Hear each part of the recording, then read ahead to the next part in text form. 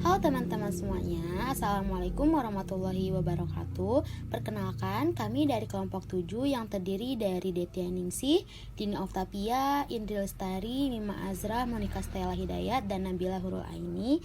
Di sini kami akan menjelaskan tentang administrasi obat. Administrasi obat terdiri dari pengelolaan obat, pengadaan obat, distribusi obat, perencanaan obat, dan penyimpanan obat. Apa itu administrasi obat?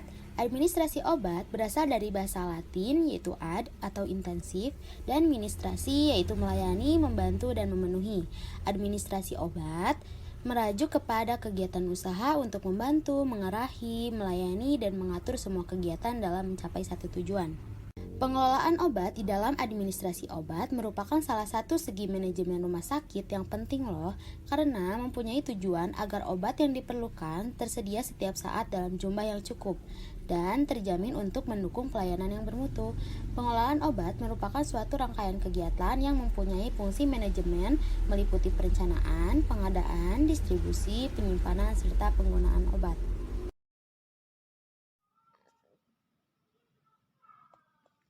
Pengadaan obat. Pengadaan merupakan proses penyediaan obat yang dibutuhkan di rumah sakit dan untuk unit pelayanan kesehatan lainnya yang diperoleh dari pemasok eksternal melalui pembelian dari manufaktur, distributor, atau pedagang besar farmasi. Siklus pengadaan obat mencakup pemilihan kebutuhan, penyesuaian kebutuhan dan dana, pemilihan metode pengadaan, penetapan atau pemilihan pemasok, penetapan masa kontrak, pemantauan status pemesanan, penerimaan dan pemeriksaan obat, pembayaran, penyimpanan, pendistribusian, dan pengumpulan informasi penggunaan obat.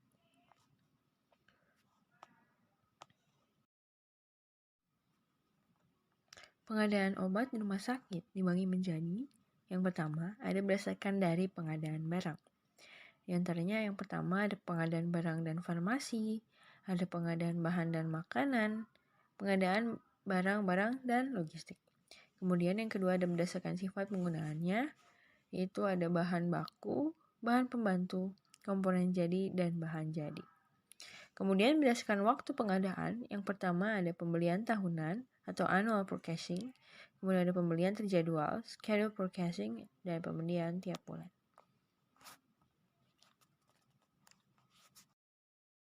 Selanjutnya di sini ada distribusi obat.